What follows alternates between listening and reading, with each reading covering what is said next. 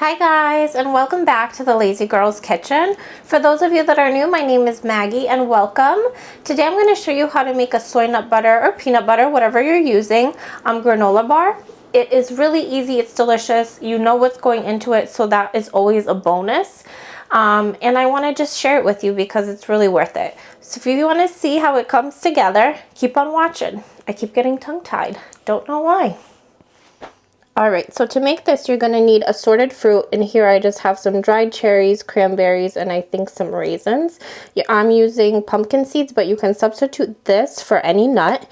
I'm using soy nut butter. Again, you can substitute for peanut butter, old-fashioned oats, honey, unsalted butter, and then some salt. Okay, into my pot, I added in my unsalted butter, and all I'm going to do is I'm going to let this go on like medium-low heat until it almost is fully melted, and then we're going to add in the rest of the stuff. Okay, so my butter is getting pretty melted, so what I'm going to do is I'm going to add in my soy nut butter, but you again can use peanut butter. And I want to make sure that I'm kind of zhuzhing this along as it goes, and then to this I'm going to add in my honey. And a little trick, if you add a little bit of oil into your measuring cup, the honey kind of just slips right out, if you could see. And then all I'm going to do is I'm going to babysit this until it becomes one smooth mixture, and then I'll show you how to finish it off.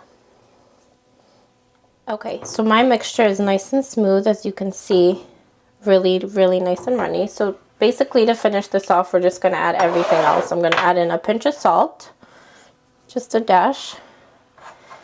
And I know that peanut butter is quite salty, but I think it really does make a difference. You're going to add in your oats. Should have probably used a bigger pot. I'm going to give this a nice stir. My dried fruit. And then my pumpkin seeds. Again, you can substitute this and use almonds. You can use peanuts. You can use whatever your heart desires. Just, I can't because I have a peanut allergy.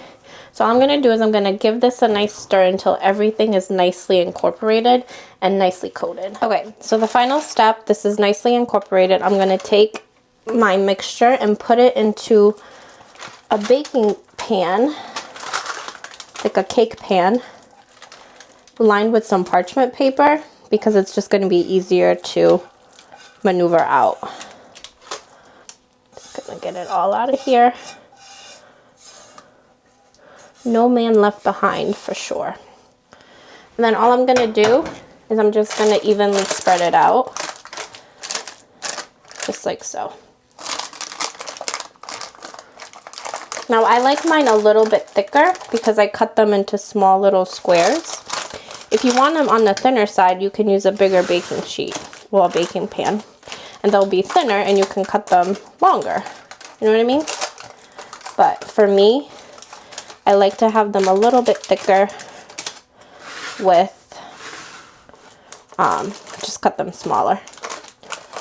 I also don't have that much space in the fridge, so I try not to put anything super huge in there.